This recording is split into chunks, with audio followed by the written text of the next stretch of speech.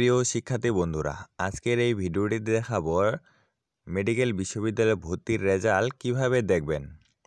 এর জন্য আপনার ফোনের যে কোনো একটি ব্রাউজার ওপেন করে দেখতে পারবেন। আমি গুগল ক্রোম ওপেন করে দেখিয়ে দিচ্ছি। এবার এখানে সার্চ বারে লিখবেন রেজাল্ট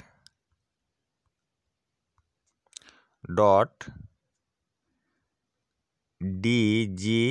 DGHS ডট gov.bd/MBBS/ এরপরে সার্চ করবেন।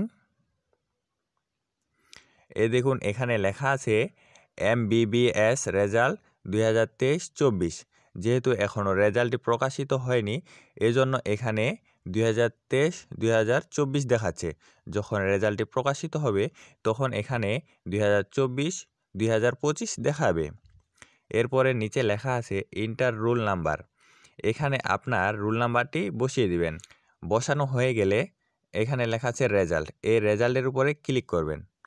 ক্লিক করার সাথে সাথে আপনি রেজাল্টটি দেখতে পাবেন এবং আপনার রোল, আপনার নাম, টেস্ট স্কোর এবং মেরিট স্কোর কত পেয়েছেন তা দেখতে পাবেন এবং কোন কলেজে আপনি চান্স পেয়েছেন সেটিও দেখতে পাবেন। আপনি কোন কলেজে চান্স পেয়েছেন সেটি কমেন্টের মাধ্যমে জানাতে পারেন।